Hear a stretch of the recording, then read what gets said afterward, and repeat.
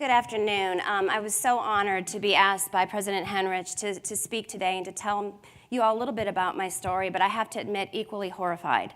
As academics, we are very used to talking about our work, right, but not so much about ourselves or why we do what we do. So as you can imagine, this has caused a great deal of self-reflection over the past few weeks, and in reviewing my career, I can say that I have honestly, as long as I can remember, have wanted to be a nurse. And so I was going to stand up here today and tell you that's because I care about people and I want to help, right? But then, as mothers do, I had a conversation with my mom a week ago, and she's very good at keeping me grounded and keeping me humble. And she said, "No, Lisa, you've got your story wrong." How many of you all remember the 1970s series Emergency? Does anyone remember that show? Do you remember the head nurse, Dixie? Is there any doubt in your mind who ran that hospital? Right?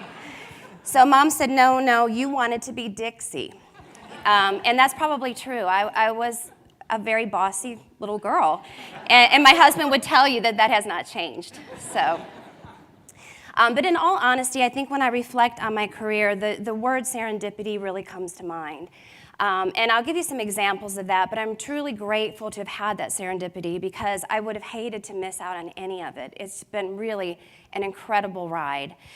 So my career began, I am the wife of a retired Army officer, and so my nursing career began overseas. And when you're overseas, because of licensing, if you want to practice as a nurse, you're going to be practicing in a military hospital, right? So I pretty much took whatever position they had because I needed that experience so desperately. And I'll never forget the day that they came to me and they said, "Today we need a nursery nurse." And I said, "Well, that's great, but that's not me, right? I'm not a nursery nurse." And I'm pretty sure I went into that nursery kicking and screaming. But I can tell you by the end of that 12-hour shift, I was a nursery nurse, and that was all I ever wanted to do after that.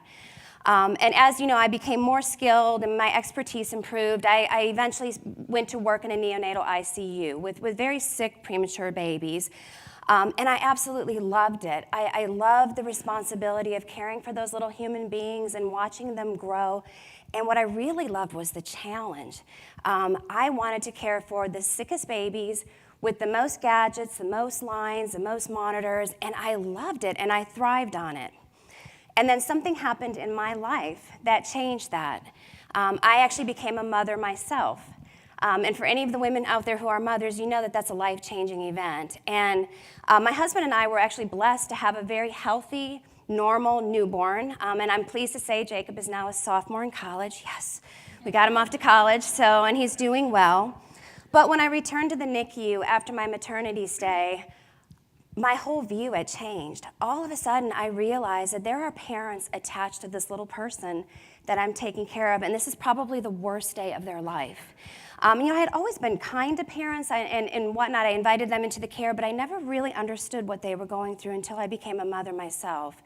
And so when I enrolled at UT Austin to begin my doctoral work, I knew that I really wanted to study parenting in the NICU and to try to understand if there was a better way as nurses that we could support parents in the NICU.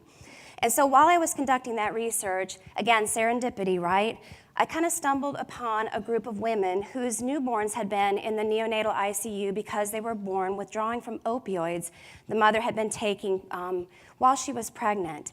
And so I really did not see that coming, but I met with the women, and what I learned over time was these women looked just like me. They were mothers who loved their children just like me. They were not the monsters that media often portrays them as. They were dealt some pretty rough knocks in life, which led them down a different path than I was led down. But they also loved their children. And so I really knew that once I completed my dissertation, and I did complete it, by the way, that I really wanted to commit myself to working with these families who had been impacted by something called neonatal abstinence syndrome, which is really just a confusing term for newborn opioid withdrawal. I also discovered, being rather new to San Antonio at that time, that Bexar County has the highest rates of neonatal abstinence syndrome in the state. We have about 1/3 of all cases right here in our community. So that's roughly 300 to 400 babies every year. That's a lot of families who are being impacted by this problem. And so all of the work we are now doing is truly informed by the women we work with. What they identified was a lack of housing where women can go and recover with their children. Typically, the children go in foster care, while women access services, which is horribly traumatizing for not only the mother, but her child as well. And so they came to me and they said, we need recovery housing in this community. And I said, that's great, but I don't do that. You know, that's not my expertise. And they said to me, you need to figure it out. And so we did. We figured it out together, and we now have Casa Mia, which opened in December and is open to women who have substance use disorder and their children, where they can live with their children while they recover. They also brought to me the fact that their family members and friends are dying of overdose.